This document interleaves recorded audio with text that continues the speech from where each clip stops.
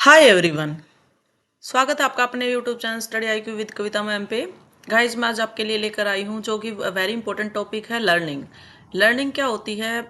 सबसे पहले तो आप जो भी नए स्टूडेंट हैं इस चैनल को सब्सक्राइब कर लीजिए क्योंकि इस पे उसकी सी टेट की बहुत अच्छी से मतलब क्लासेस चली हुई हैं।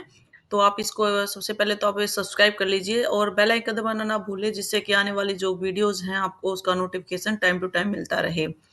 और गाइज़ आज मैं आपका टाइम बिल्कुल नहीं लूँगी। कोशिश करूँगी कम से कम टाइम में आपका जो है कॉन्सेप्ट बिल्कुल अच्छे से क्लियर हो जाए और कैसे क्वेश्चन पूछ सकता है वो भी आपको साथ-साथ बताती चलूँगी। तो चलिए चलते हैं अपने टॉपिक की तरफ। अब आज मैं आपके लिए लेकर आई हूँ लर्निंग। लर्निंग क्या होती है? लर्निंग होती है जैसे आप कोई भी चीज़ें आप अपने एनवायरनमेंट से जो सीखते हैं, जो आप जैसे आपके फैमिली का एनवायरनमेंट है या जैसे आप कहीं आपकी सोसाइटी में आप कहीं भी जैसे प्ले एरिया में जाते हैं या अपने जैसे ग्रुपिंग में, तो वो चीज़ आप एक्चुअल में लर्निंग क्या होती है कि लाइफ टाइम आपकी चलती है। जब से आप बोर्न हुए हैं और उसके बाद आप पूरी मतलब जब तक आप हैं तब तक आपकी क्या है लर्निंग कंटिन्यू चलती रहती है। और लर्निंग के लिए आपको आपको मतलब कोई एफर्ट लगाने की मतलब ज़्यादा नहीं है, क्या होता है कि आप अपने ऑब्जर्वेशन से भी जो है आप सीखते हैं। अब चलते हैं कि अगर बुक की लैंग्वेज की बात करें और लर्निंग में आज मैं आपके लिए व्यवहारवादी सिद्धांत यानी जितने भी आपके व्यवहारवादी सिद्धांत है ना, थ्योरीज आती हैं, तो वो थ्योरीज एक थ्योरी आज इसके साथ लर्निंग के साथ आपकी लेकर आई हूँ। लर्निंग क्या होती है कि अनुभव के द्वारा व्यवहार में होने वाला परिवर्तन सीखना या अधिगम लर्निंग कहलाता है। यानी अनुभव कैसे होता है कि आप अपने जैसे अपनी फैमिली में हैं, आप जैसे-जैसे आप अपने फैमिली को आप ऑब्जर्व करते हैं, जैसे-जैसे आप देखते जाते हैं, वैसे ही आप उसको इसको कह सकते हैं जैसे आप अपने बड़ों को कोई काम करते हुए देखते हैं, तो आप उसको कॉपी करने अनुकरण की विधि जैसे होती है ना, अनुकरण करना यानी किसी को कॉपी करना, तो वो चीज़ें आपकी क्या होती है, लर्निंग होती है। और लर्निंग क्या है, एक व्यापक यहाँ से क्वेश्चन पूछता है कि बताइए कि लर्निंग क्या होती है? लर्निंग एक व्यापक, सतत व्यापक और जीवन पन चलने वाली जो है प्रक्रिया है। यानी इसका ना कोई ऐज नहीं है, कोई आपका ये नहीं है कि आपका जो स्कूलिंग टाइम में ही लर्निंग होती है, आपका जहाँ भी आप जाते हैं, जिस भी एरिया में रहते हैं, जहाँ भी आप कोई भी काम करते हैं, इवन आप मार्केट में जाते हैं, वहाँ भी आपकी कुछ न कुछ लर्निंग होती है। तो आपका लर्निंग क्या होती है, ये एक लाइफ टाइम प्रोसेस है। क्या है? लाइफ टाइम प्रोसेस है। आप लाइफ टाइम जब तक आप हैं, तब तक आपकी जो है लर्निंग होती रहती है, लास्ट मोमेंट तक। बालक के अपने अनुभव और विभिन्न क्रियाकलापों के ज़रिए क्रियाकलाप होते हैं जो भी आप एक्टिविटी वगैरह करते हैं, उसको बोलते हैं क्रियाकलाप। विभिन्न प्रकार के ज्ञान अर्जित करता है, इसके लिए वह अपनी आदत में परिवर्तन लाता है और अभ्यास और प्रशिक्षण के ज़रिए किसी कार्य में निपुणता प्राप्त करता है। इसका मतलब क्या होता है? कि बच्चा क्या करता है कि अपनी जैसे जो भी वो उसने लर्निंग की है ना, जब से वो जन्म लिया है उसने और आपने देखा होगा कि जब से जन्म लिया है बच्चे के को कुछ भी नहीं पता होता, उसकी बिल्कुल मतलब ज़ीरो नॉलेज होती है और उसके बाद वो जैसे-जैसे अपनी फैमिलीज़ को, अपने बड़ों को और जैसे-जैसे वो बड़ा होता जाता है, उसको खुद पता होता है कि जो खाने की चीज़ है उसको मुँह में डालना, तो वो क्या होता है कि उसकी प्रैक्टिकल यानी कुछ न कुछ एक्टिविटी वो करता रहता है, हाथ-पाँव चलाता रहता है। तो कुछ न कुछ एक्टिविटी होती रहती है, उससे धीरे-धीरे करके वो उसको पता है कि खाने की चीज़ को मुँह में डालना है और धीरे-धीरे करके उसको जो है फिर जैसे-जैसे बड़ा होता जाता है, चलना सीखता है, बैठना सीखता है। तो सारी लर्निंग क्या होती है, वो अपने जो फैमिली से देखता है कि ये बैठे हैं मतलब उससे बैठना सीखता है। फिर वो चलना सीखता है, फिर दौड़ना सीखता है, फिर फ्रेंड्स के साथ जो है खेलता है। तो ये सारी क्या होती है लाइफ टाइम प्रोसेस होती है। फिर वो स्कूल जाता है, स्कूल में अपने जो क्लासमेट होते हैं उनके साथ भी जो है कुछ न कुछ वो सीखता रहता है। और इसमें कहता है कि अपनी हैबिट जो स्टूडेंट होते हैं ना वो क्या करते हैं अपनी हैबिट में चेंज लाते हैं। चेंज लाते हैं और अभ्यास और प्रशिक्षण यानी अभ्यास क्या होता है जितनी वो प्रैक्टिस करेगा उतना ही उसका जो लर्निंग है प्रोसेस वो काफ़ी स्ट्रॉन्ग हो जाएगा। यानी जो प्रैक्टिस करके जो है बंदा क्या बनता है आपने पता ही होगा कि जितनी ज़्यादा प्रैक्टिस करते जाते हैं हमारी जो जो हमारी जो भी चीज़ें होती हैं वो और अच्छे से हमारे क्लियर डाउट्स वगैरह होते हैं या अभ्यास से बहुत अच्छे से वो जो है उसमें दक्षता प्राप्त कर लेता है। प्रशिक्षण का मतलब होता है जब भी आप कहीं का कोई किसी स्कूल में, किसी संस्था में या कहीं भी आपको जो है ट्रेनिंग कराई जाती है या कोई न कोई आप स्कूल में जाते हैं, आपके टीचर पढ़ाते हैं, वो क्या है आपको एक पार्टिकुलर एक एनवायरनमेंट दिया जाता है कि आप उसमें अच्छे से जो है वो ट्रेनिंग वगैरह करके या जैसे भी आपको जो है उससे अच्छे से लर्निंग कर सकते हैं। जैसे आप साइंस लैब में जाते हैं तो वहाँ पे प्रैक्टिकल आप करते हैं तो आपको और अच्छे से क्लियर होता है। एक थ्योरी पढ़ना और उसको प्रैक्टिकल उसको करके देखना, तो वो क्या होता है आपकी लर्निंग करवाते हैं, उसको बिल्कुल अच्छे से कराते हैं। और निपुणता का मतलब होता है कि किसी भी एक चीज़ में आप उसमें बिल्कुल परफेक्ट बन जाते हैं। वो कोई कई बच्चे क्या करते हैं जैसे बच्चों के होते हैं ना कि हमें बड़े होकर क्या बनना है, तो वो चीज़ें क्या होता है कि आपका जो स्टार्टिंग बेस होता है ना, उस पे जाके आपका इंटरेस्ट किस में होता है, तो वो इंटरेस्ट आपको जो है डेवलप होता है। उस इंटरेस्ट के उस एक इंटरेस्ट के थ्रू क्या होता है, आपको पता चलता है कि भई हमें किस लाइन में जाना है, किस में हमारी जो है परफेक्ट पकड़ है। तो वही बात करता है कि जितनी आप प्रैक्टिस करते जाएँगे, जितनी आप उसको मतलब वो अभ्यास करते जाएँगे, वो चीज़ क्या होगी आपको बहुत अच्छे से क्लियर हो जाएगी। अब आता है अब आपकी कुछ ये डेफिनिशंस लिए हैं, कई बार एग्ज़ामिनर डेफिनिशंस उठा लेता है। जैसे सपोज़ करो ये डेफिनिशन दी गई है, व्यवहार के कारण व्यवहार में परिवर्तन ही सीखना कहलाता है। वो पूछेगा कि बताइए ये किसने कहा था? तो आपको पता होना चाहिए जो जेपी गिल्फर्ड थे, उन्होंने कहा था कि जो आपके बिहेव में यानी बिहेव के कारण ही बिहेव में चेंज आना। कैसे? इसका मतलब क्या होता है? कैसे आता है? वैसे डेफिनिशन में कोई चेंज नहीं होता, वो डेफिनिशन एज़ इट इज़ ही उठा के देता है, उसमें कोई चेंज नहीं है कि आपको व्यवहार के का मतलब व्यवहार की जगह वो कुछ और वर्ड उठा दे, ऐसा नहीं है। डेफिनिशन हमेशा एक्यूरेट आती है। सिर्फ़ आपको पता होना चाहिए यानी आपका जो बिहेव है ना, कई बार क्या होता है आपका खुद का बिहेव है और उसके कारण भी आपके बिहेव में चेंज आता है। कुछ आप सपोज़ करो कोई अच्छा आपका मूड है, तो उस मूड के कारण भी आपका क्या हो जाएगा और आपका और अच्छे से कुछ करने का जो है मन करता है, तो वो आपके उसके बिहेव के ऊपर भी चेंज करता है। नेक्स्ट है सीखना व्यवहार और दृष्टिकोण दोनों का परिमार्जन है। ये किसने कहा था? जीफी मर्फी ने कहा था।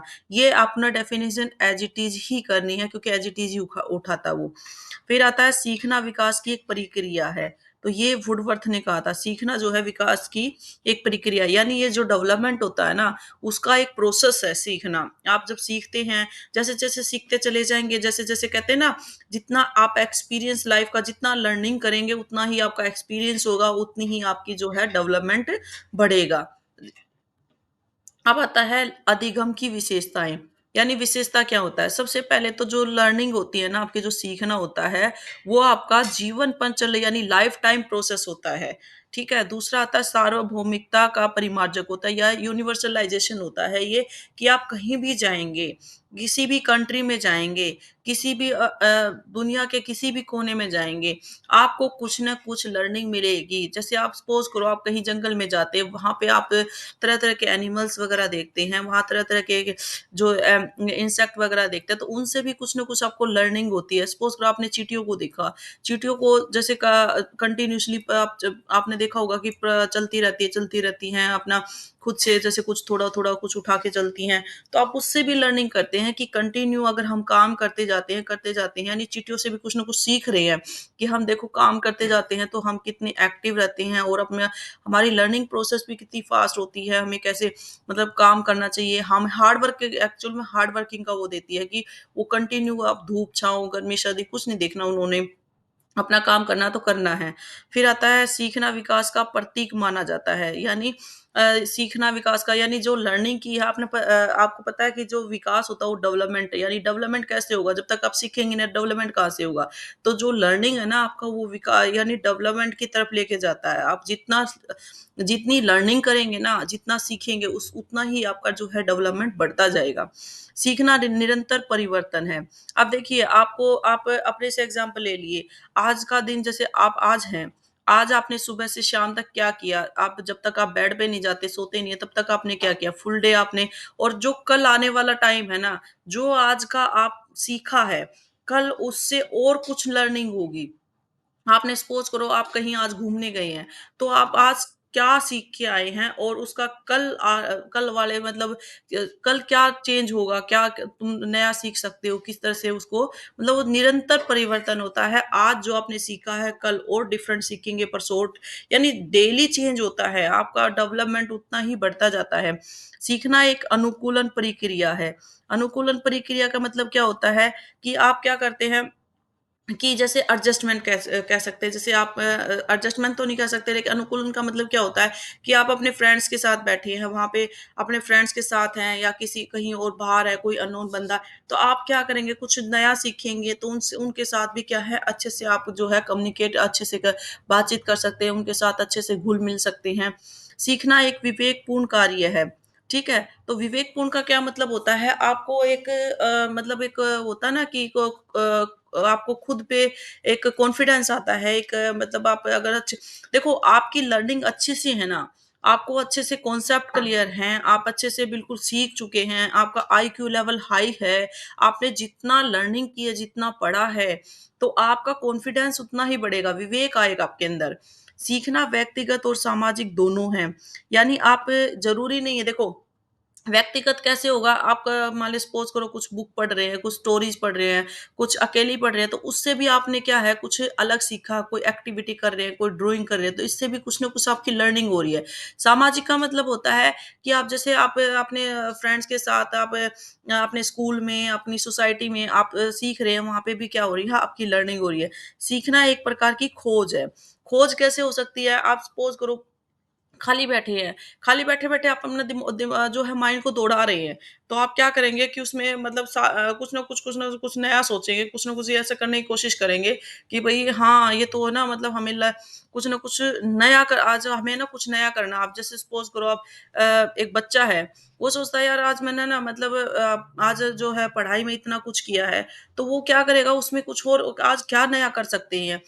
सपोज़ करो उसने आपने पूरा सब्जेक्ट पढ़ लिए, जितने भी उसके सब्जेक्ट्स हैं, अब वो क्या सोचता है कि यार खाली बैठा हूँ, क्या करूँ? तो वो क्या करेगा कुछ रीज़निंग या हो सकता है एक्स्ट्रा कोई एक्टिविटी यानी कुछ न कुछ नया करने की कोशिश करेगा, जिससे उसकी क्या है लर्निंग और बढ़ेगी। अब मैंने इसमें एक थ्योरी ली है थॉर्नडाइक की। इसमें एक से क्वेश्चन पूछा जाता है कि बताइए कि थॉर्नडाइक के अनुसार सीखने की प्रक्रिया के सोपान क्या हैं? सबसे पहले तो आपको पता होना चाहिए कि इसके सबसे ये जो चालक और अभिप्रेरक होता है, ड्राइव और मोटिव। इसको क्या क्या कह सकते हैं कि चालक और अभिप्रेरक होता है, यानी ड्राइव और मोटिव कह सकते हैं।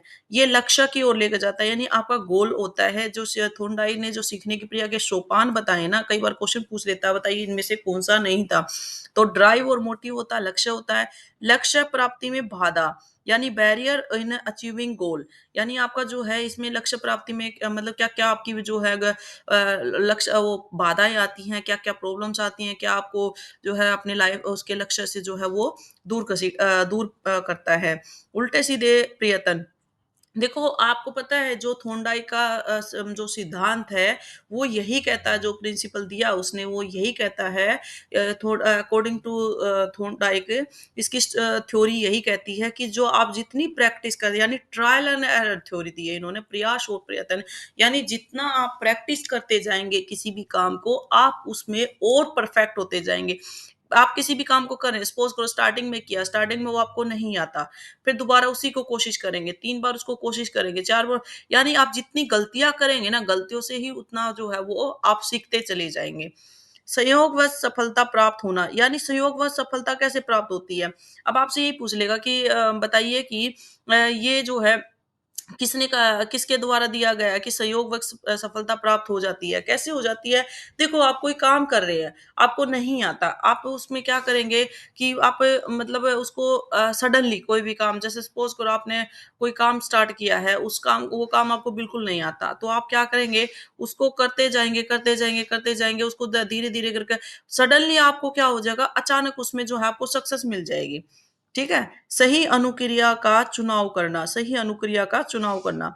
सही अनुक्रिया का मतलब क्या होता है कि जब आप किसी चीज़ को प्रैक्टिस करते जाएँगे ना, तो आपका क्या हो जाएगा, प्रैक्टिस करते-करते वो चीज़ें आपकी बिल्कुल परफेक्ट होती चली जाएगी और उसमें आप सफलता प्राप्त करते चले जाएँगे। और धीरे-धीरे करके क्या करेंगे आप उसमें और दक्षता यानी और उसमें सही मतलब आप जो सिलेक्शन है वो अच्छे से आपका जो है आप उसको कर पाएँगे। फिक्सेशन ये क्वेश्चन में पूछा गया है, फिक्सेशन किसने मतलब किसके द्वारा यूज़ किया गया वर्ड है, ये फिक्सेशन है थॉर्नडाइक के द्वारा। अब आता है ये थॉर्नडाइक की थ्योरी है ट्राय ट्रायल और एरर थ्योरी बोलते हैं इसको, प्रयास और त्रुटि का सिद्धांत। सबसे पहले तो आपको पता होना चाहिए कि थॉर्नडाइक एक जो है पशु मनोवैज्ञानिक थे और इन्होंने क्या था, इसको एक मतलब सीखने का एक सिद्धांत इन्होंने 1889 98 में दिया था और इस ये एक तो ये पूछता है कि ये जो थॉर्नडाइक थे ये पशु मनोवैज्ञानिक थे और इसने थॉर्नडाइक ने सीखने की व्याख्या कर इसने क्या किया था, जब कोई उद्दीपक है ना, कोई भी स्टिमुल्स दिया जाता है, उसके सामने प्रस्तुत किया जाता है, उसके प्रति वह क्या करेगा, रिस्पॉन्स करेगा। सपोज़ करो आप कोई स्टिमुल्स वगैरह देते हैं उसको, तो वो क्या करेगा, उसके जो वो है उसके प्रति अनुक्रिया करे, रिस्पॉन्स करेगा। अनुक्रिया सही होने पर यानी अगर रिस्पॉन्स सही है, होने पर क्या करेगा, कनेक्शन उसका संबंध उसी स्टिमुल्स के साथ हो जाता है। यानी अगर आप कोई काम कर रही हैं, तो आप जैसे सपोज़ करो किसी बच्चे को आप कोई भी मैं आपको एक छोटा-सा एग्ज़ाम्पल देती हूँ। सपोज़ करो आप कोई भी बच्चे को छोटा बच्चा है, उसको खाना खिला रहे हैं।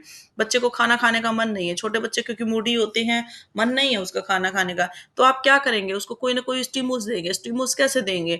कि आप सपोज़ करो उसको कहते हैं कि आप अपना भई आप ऐसा करिए कि आप ये खाना फिनिश करो फिर आपको ना मैं चॉकलेट दूँगी या जो भी उसकी फ़ेवरेट चीज़ है वो आपको उसको ऑफ़र करते हैं। अगर आप उसको स्टिमुलस अगर आपने अच्छा उसका यूज़ किया है तो उसके प्रति वो क्या करेगा, ज़रूर वो रिस्पॉन्स करेगा कि भी हाँ, उसको चॉकलेट चाहिए या आप जैसे आजकल बच्चे जो भी खाते हैं या कोई टॉय वग़ैरह है तो वो क्या करेगा उसके प्रति क्या करेगा स्टिमुलस यानी उसको जो स्टिमुलस देंगे तो वो रिस्पॉन्स अवश्य करेगा। इस सीखने को जो है उसने संबंध का सिद्धांत भी कहा है। यानी कोरिलेट करना एक-दूसरे जैसे स्टिमुलस देंगे तो रिस्पॉन्स करेगा, तो ये संबंध हो गया एक-दूसरे से जब तक आप उद्दीपक नहीं देंगे तो अनुक्रिया नहीं करेगा वो। आप स्टिमुलस दे रहे हैं तो अनुक्रिया कर रहा है। तो ये क्या आ जाएगा इसको लर्निंग इसको संबंध का सिद्धांत कहा है। इस तरह की विचारधारा को संबंधवाद का जो है उन्होंने सिद्धांत कहा है। थॉर्नडाइक के अधिगम को प्रयास और त्रुटि का सिद्धांत भी कहा जाता है या इसे संबंधवाद का ये वर्ड यूज़ किया गया है ये वाला। ये प्रयास त्रुटि तो बहुत आया हुआ है, बट ये पूछता है कि बताइए कि संबंधवाद का सिद्धांत किसने दिया था? तो आपको पता होना चाहिए कि ये संबंधवाद का सिद्धांत किसने दिया था?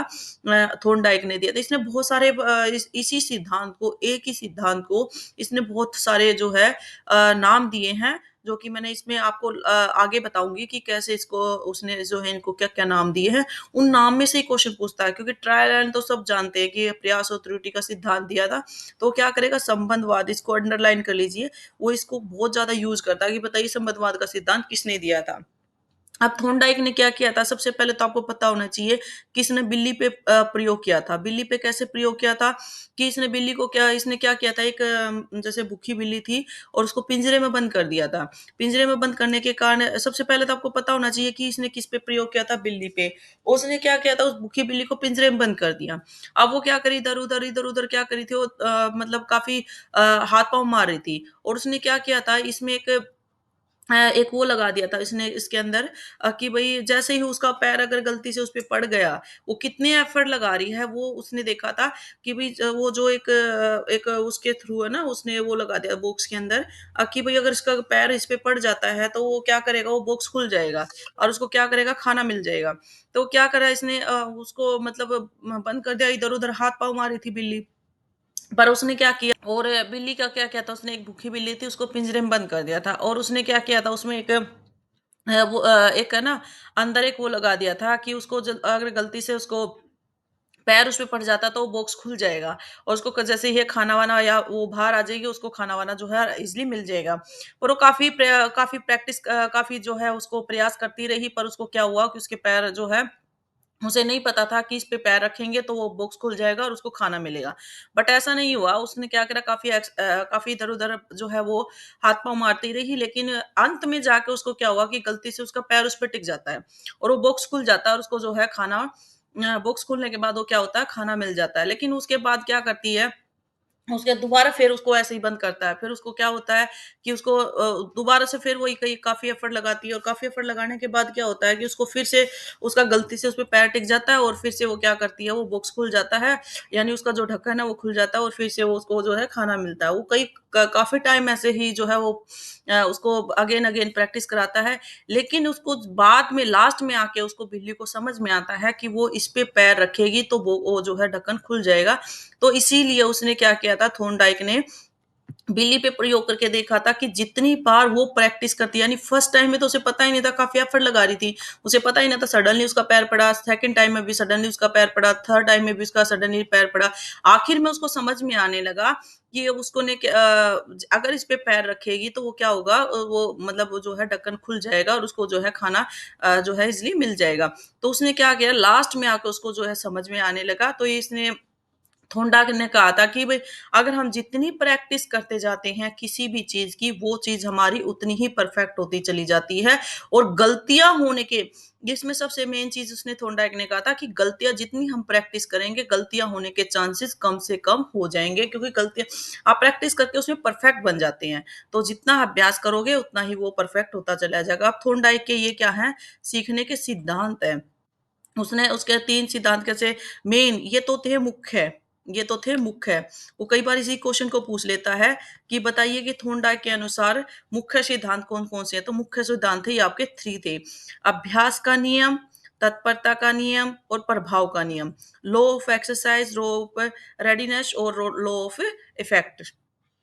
अब ये आता है आपका तत्परता का नियम। तत्परता का नियम हमें क्या सीखने के लिए क्या बताता है कि बालक जब तक सीखे, मतलब जब तक वो सीखने के लिए इंटरेस्ट नहीं लेता, जब तक वो तत्पर नहीं है उस काम के लिए, आप कितनी एफर्ट लगा लो, बच्चा नहीं सीखेगा। तो इसके लिए ये तत्परता का मतलब होता है कि बच्चे को, यानी बालक जब तक सीखने के लिए तत्पर नहीं है, यानी उसको जब तक अंदर से इंटरेस्ट नहीं है, तब तक उसको नहीं सीखना है, तब तक आप कितने एफर्ट लगा लो उसको सिखा नहीं सकते।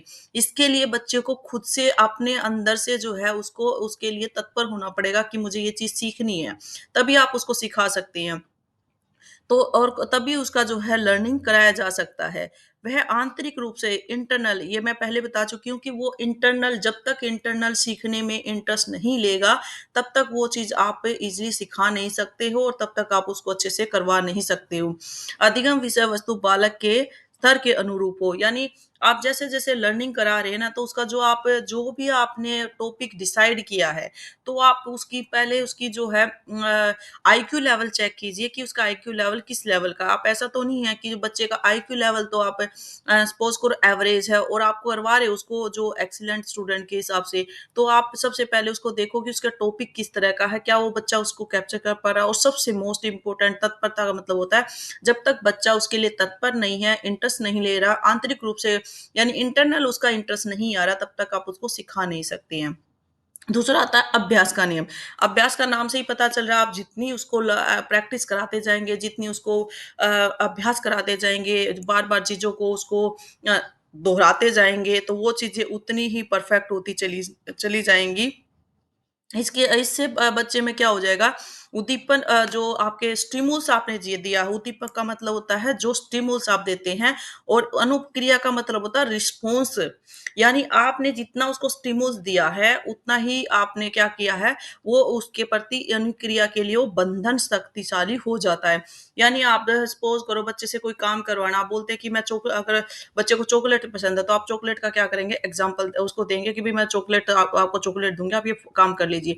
आपने स्टिमुल्स क्या दिया, चॉकलेट, और बच्चे ने रिस्पॉन्स में क्या किया, वो जो काम आप उससे करवा रहे हैं। तो ये क्या होता है, एक दूसरे से बिल्कुल कनेक्टेड होता है, यानी बंधन होता है, एक दूसरे के साथ कनेक्टेड है ये, जिससे बालक को सिखाया गया कार्य बिल्कुल अधिगम स्थायी हो जाता है, यानी उसको बिल्कुल स्थायी मतलब होता है फिक्स हो जाता है कि हाँ भाई, ये काम उसने वो उससे इंटरेस्ट से काम करेगा। अगर आप जबरदस्ती कोई काम कराते हो, वो नहीं करेगा, उससे क्यों, उसको पता है कि जबरदस्ती बिना इंटरेस्ट के कोई काम नहीं होता है, तो इसके स्टिमुल्स दिए और वो क्या करेगा, सामने से रिस्पॉन्स करेगा।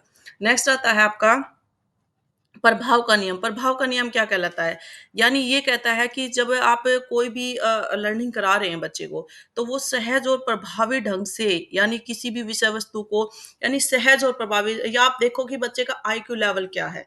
आप उस आईक्यू लेवल के हिसाब से क्या करेंगे उसको मतलब उसको जो उसका टॉपिक है ना, जो भी आपने सब्जेक्ट डिसाइड किया है, तो वो क्या होगा थोड़ा-सा ईज़ी वे में क्योंकि आप ट्रायल एंड एरर के हिसाब से करा रहे हैं यानी आप प्रैक्टिस के हिसाब से करा रहे हैं, तो आप ईज़ी वे में और इफ़ेक्टिव होना चाहिए।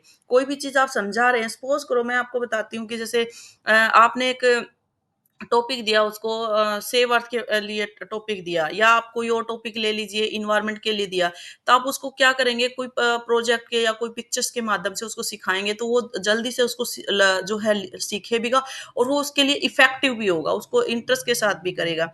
जिससे बालक के अंदर जो है उसको सैटिस्फैक्शन यानी उसको जो है संतोष की भावना उसके अंदर जागृत होगी और उसके अंदर पॉजिटिविटी यानी पॉजिटिव जो है उसके बच्चे के अंदर आएगा और वो बच्चा उस चीज़ को बहुत अच्छे से लर्निंग करेगा और अधिगम के दौरान बालक की यदि सुखद अनुभव यानी अगर बच्चा कोई भी बच्चा अगर आप इंटरेस्ट के साथ कोई काम कर रहे हैं, तो बच्चा उसमें क्या करेगा, उसके अंदर इंटरेस्ट भी लेगा, उसकी लर्निंग पॉजिटिव वे उसमें जाएगी और वो बच्चा क्या करेगा, अपने आप को एक सैटिस्फैक्शन उसको जो है खुद से मिलेगा यानी सुखद का उसको फ़ील होगा कि हाँ, भई मैंने ये काम किया है, बहुत अच्छे से लर्निंग भी होगी उसकी और वो उसको जो है उसकी लर्निंग का उसको इफ़ेक्ट भी पड़ेगा और वो जो है लर्निंग बहुत अच्छे उसमें वो सफल भी होगा, सक्सेस भी होएगा। नेक्स्ट आता है सीखने के गुण नियम।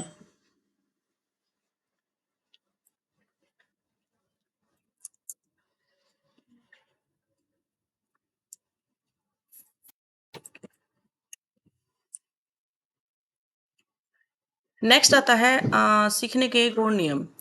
गुण जो जो आपने थर्ड किए थे ना वो क्या थे आपके थर्ड जो थे वो आपके मुख्य थे। मुख्य मतलब मेन होते हैं, मुख्य। वो कई बार पूछ लेता है कि आपका जैसे कहता है कि बताइए कि गौण नियम कौन से मतलब आपको 3 ऑप्शन में ये दे दिया प्रभाव का नियम, तत्परता का, ठीक है? और ये ते मुख्य नियम देके उसमें पूछेगा बताइए इसमें से मुख्य नियम कौन-सा नहीं था थोर्नडाइक के अनुसार।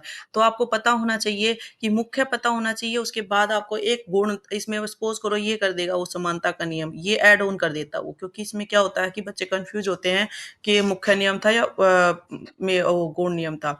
गौण का मतलब होता है मुख्य का मतलब होता है मेन और गौण का मतलब होता है आपका सेकेंडरी लेवल पे जो भी होता है। तो इसमें सेकेंडरी लेवल की बात करते हैं, तो इसमें आता है कि समानता का नियम। समानता का नियम क्या कहता है कि किसी भी समस्या के प्रस्तुत होने पर पूर्व में यानी उससे पहले लर्निंग में प्राप्त अनुभव और परिस्थितियों में समानता होने पर नए अधिगम में सफलता जो है सहायता प्राप्त होती है, जिसकी वजह से अधिगम स्थानांतरण होने में मदद मिलती है। यानी आप कोई भी उसको प्रॉब्लम्स देते हैं, जैसे आपको कोई भी बच्चे को आप कोई भी प्रॉब्लम दे दिया और प्रॉब्लम दे दिया तो अधिगम उससे पहले क्या करेगा लर्निंग से पहले वो क्या करेगा जो भी उसके एक्सपीरियंस रहे हैं ना जो भी आपने प्रॉब्लम दी है तो वो क्या करेगा उसमें जो अभी आपने लर्निंग करा रहे हैं उससे पहले के जो भी एक्सपीरियंस है या और जो उन्होंने सिचुएशन उन्होंने क्रिएट की है तो उसके आधार पर वो क्या करेगा लर्निंग उसकी जो हेल्प करेगी क्योंकि आपका एक्सपीरियंस है ना नेक्स्ट लर्निंग पे आपकी हेल्प करता है और इससे क्या होगा अधिगम जो है आपका ट्रांसफर ऑफ लर्निंग में जो है आपकी हेल्प होएगी।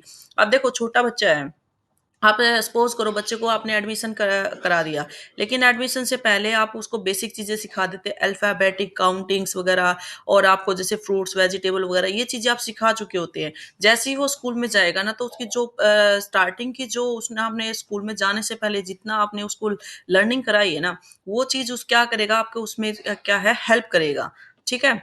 अब नेक्स्ट आता है आपका जैसे बहु अनुक्रिया का नियम। बहु अनुक्रिया का नियम क्या कहता है कि जब जो भी व्यक्ति जो भी लर्निंग कर रहा है ना, आप उसको कोई प्रॉब्लम देते हैं, उस प्रॉब्लम को सोल्व करने के लिए आप वो क्या करेगा अलग-अलग तरीके के जो है चीज़ें सोचेगा कि भी ये चीज़ ऐसे भी हो सकती है क्योंकि देखो, एक प्रॉब्लम के ना बहुत सारे सॉल्यूशन हो सकते हैं। बहुत सारे ऐसा नहीं है कि खाली एक प्रॉब्लम का एक ही सॉल्यूशन होगा। बहुत सारे सॉल्यूशन हो सकते हैं। कोई टफ भी हो सकता है, कोई ईज़ी भी हो सकता है। तो आप जब उसको कोई भी प्रॉब्लम्स देते हैं ना, उसको सुलझाने के लिए क्या करेगा, वो अलग-अलग तरीके का यूज़ करेगा और ऐसी प्रक्रियाएँ अपनाएगा जिससे उस समस्या का हल जो है जब तक उसको जब तक प्रैक्टिस करता रहेगा, जब तक उसको करता रहेगा, जब तक उसकी प्रॉब्लम का जो है उसको सॉल्यूशन नहीं मिल जाता। और जब स उसको जो प्रॉब्लम का सॉल्यूशन मिल जाएगा ना, तो क्या करेगा, आपको पता है जब कोई चीज़ आप नहीं करते हैं और आपने कोई नई चीज़ करी है और उसमें क्या करेंगे, आपको पहले से कुछ नहीं पता। लेकिन अगर आप उसका कोई भी ना कोई प्रॉब्लम का सॉल्यूशन होता है ना और प्रॉब्लम का सॉल्यूशन ढूँढ लेते हैं, तो आपको एक अलग-सा सैटिस्फैक्शन फ़ील होता है कि ओहो! ये मैंने तो ये काम कर लिया। बिल्कुल मतलब कोई चीज़ आपके लिए नई है और आपको पता ही नहीं हो कैसे करनी है और आपने आपने एफर्ट लगा-लगा के टाइम ये देखो, ये चीज़ क्या होती है, ये आपको टाइम कंज्यूमिंग है। क्यों? आप इससे क्या करेंगे, प्रैक्टिस करते जाएँगे, तो उससे क्या होगा कि आपका टाइम काफ़ी टाइम लगेगा।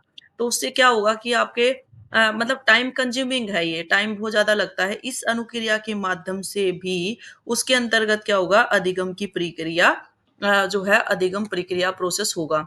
आंशिक क्रिया का नियम क्या कहता है कि जब किसी समस्या के हल के लिए अंतर्दृष्टि सिद्धांत का, यानी इस कोई भी आप प्रॉब्लम लेते हैं, अंतर्दृष्टि क्या होता है, सूझबूझ से कोई काम करिए करना, यानी आप जब कोई चीज सोचते हैं, कोई चीज उसके लिए कोई नया सॉल्यूशन निकालते हैं और आर्थिक क्रिया के माध्यम से उसका जो है हल ढूंढते हैं, तो उसे कहते हैं आंशिक क्रिया का नियम। सादृश्यता, रिस्पॉन्स बाय सिमिलरिटी और एनालॉजी, यानी सार्थकता अनुक्रिया का नियम, जब जो भी कोई भी मनुष्य है या कोई व्यक्ति है, वो कोई न्यू जो सिचुएशन उसके सामने आती है और उसके लिए वैसे ही वो रिस्पॉन्स करता है। आपने कोई भी न्यू उसको सिचुएशन दी है, कोई भी प्रॉब्लम दी है, तो उसके लिए क्या करेगा, वैसा ही वो रिस्पॉन्स करेगा जो उसके अंतर्गत जो उसके एक्सपीरियंस और जो उसने पहले से जो सीखा है ना, वो देखो, ये आप एक माइंड में सेट करके चलो, जो आपने पहले सीखा है ना, वो आपके आने वाले कल के लिए बहुत ज़्यादा हेल्पफुल रहने वाला है। आपने 100% सीखा है, तो आपके आने वाले कल के लिए वो 100% बहुत ज़्यादा काम आने वाला होता है।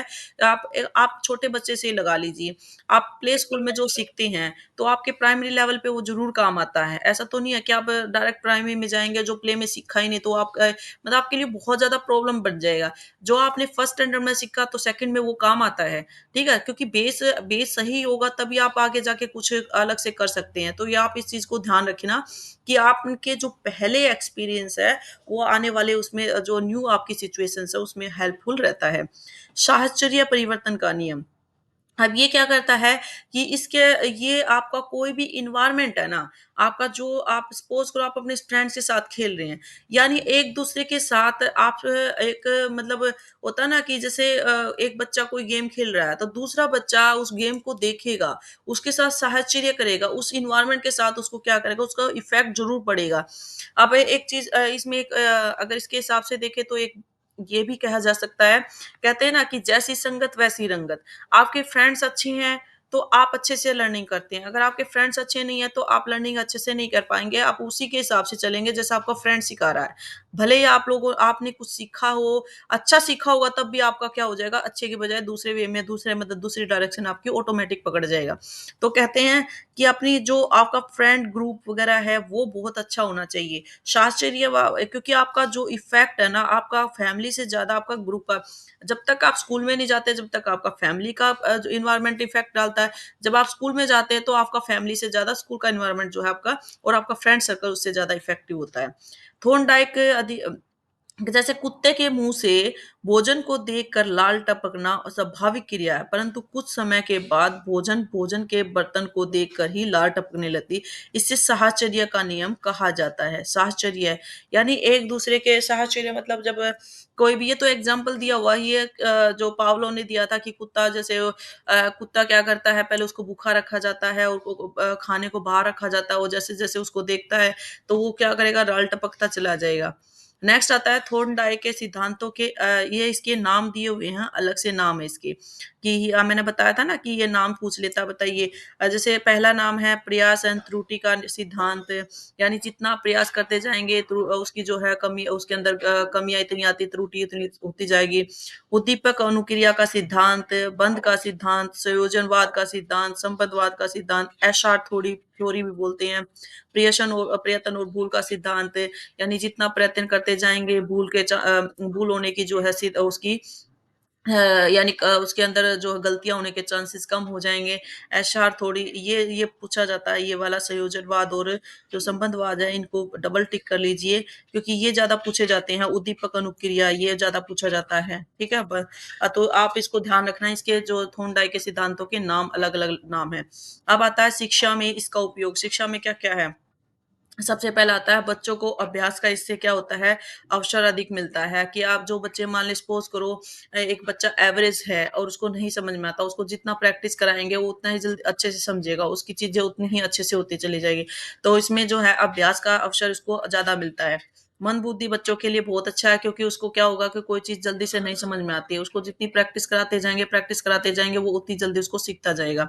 छोटी कक्षाओं के लिए ज़्यादा उपयोगी, आपको पता ही है छोटे बच्चे क्या होते हैं रटन प्रवृत्ति के होते हैं। और जैसे-जैसे वो रटते हैं तो उनको क्या होगा कि हम उसको इनमें जो है क्योंकि वो गलतियाँ ज़्यादा करते हैं, उनको नहीं पता होता कि कैसे करना, तो छोटी कक्षाओं के लिए बहुत ज़्यादा उपयोगी रहती है। ये जो सिद्धांत है ये करके सीखने पर जो है ज़्यादा बल देता है, क्योंकि आप इसको जितना करके करेंगे, जितना प्रैक्टिस करेंगे, जितना अभ्यास करते जाएँगे तो उतना ही आपकी जो है लर्निंग बहुत अच्छे वाली होने वाली है। ठीक है? तो गाइज़ ये थे आपके थोर्नडाइक की थ्योरी है। इसमें मैंने आपको सारे इसके जो सिद्धांत हैं, इसके जो अलग-अलग नाम हैं और जो इसमें शिक्षा में इसकी उपयोगिता कई बार यही पूछ लेता है कि बताइए शिक्षा में इसकी क्या उपयोगिता है? और इसमें कोई भी एक 3 ऑप्शन दे देगा चौथा ऑप्शन पावलोव का या उसमें से उसका दे देगा। तो आपको ये पता होना चाहिए कि भई इसमें उसकी जो उपयोगिता क्या कहती है। आपको थ्योरी पता होगी ना तो आप उसकी शिक्षा में उपयोगिता ईज़िली आप निकाल सकते हैं। ठीक है? तो इसको क्या करना है आपको, इसको अच्छे से बिल्कुल विद प्रैक्टिस के साथ और आप 2-3 बार इसको अच्छे से करेंगे तो बहुत अच्छे से हो जाएगा। आपको ये नाम बहुत अच्छे से याद रखने हैं क्योंकि इसमें पूछता है, जो मैंने अंडरलाइन कराया है तो इसको अच्छे से माइंड में रखिए क्योंकि प्रयास और त्रुटि सबको पता होता है कि आप प्रयत्न जितना करेंगे तो गलतियाँ होने के चांसेस भी उतने ही ज़्यादा होंगे और जैसे-जैसे जितना प्रैक्टिस करते जाएँगे तो गलतियाँ भी कम होती चली जाएँगी। ठीक है ना? स्टार्टिंग में तो गलतियाँ होंगी लेकिन धीरे-धीरे करके वो गलती होने के चांसेस भी कम होते चले जाएँगे। आप इसको है ना अपनी रियल लाइफ में भी आप एक बार ट्राई करके देखना, आपको कोई चैप्टर नहीं आता, आप 2-3 बार, 4 बार उसको पढ़िए और उसके बाद देखना कि आप जब 5th टाइम उसको करते हैं, तो आपके एग्ज़ैक्ट पूरा चैप्टर आपके माइंड में सेट हो जाएगा और आपकी गलतियों के चांसेस ना के बराबर हो जाएँगे। थैंक यू गाइज़, ये लर्निंग की थ्योरी थी और इसमें अभी नेक्स्ट जो थ्योरी लेकर आऊँगी वो मैं पावलोव की थ्योरी लेके आऊँगी क्योंकि जो आपकी बिहेवियर उस पे डिपेंड करती है, कई सारी थ्योरी हैं। तो आप इस चैनल को जो है सब्सक्राइब कर लीजिए और आपकी जो हाँ, बिल्कुल फ्री में बहुत अच्छे से सीटेट की तैयारी हो रही है और सीटेट बेस पे ही आपकी जो है ये थ्योरी लेकर आई हूँ जिससे जैसे क्वेश्चन वो पुट कर सकता है सेम ऐसे ही मैंने इसमें जो है लैंग्वेज भी इसमें यूज़ की है जिससे कि आप कन्फ्यूजन ना हो। और आप इसके अगर आपको ये पीपीटी चाहिए तो आप मेरे टेलीग्राम चैनल पे जा सकते हैं और उसका जो लिंक आपको डिस्क्रिप्शन में मिल जाएगा। आप इस चैनल को सब्सक्राइब ज़रूर कर लीजिए और बेल आइकन दबाना ना भूलें जिससे आने वाली वीडियो का जो नोटिफ़िकेशन आपको मिलता रहे। और गाइज़ आपकी जो पेडागोजी है कोशिश करूँगी कि आज शाम तक आपकी पेडागोजी का भी कुछ टॉपिक डाल दूँ, तो आप इस चैनल को सब्सक्राइब ज़रूर कर लीजिए। Thank you guys.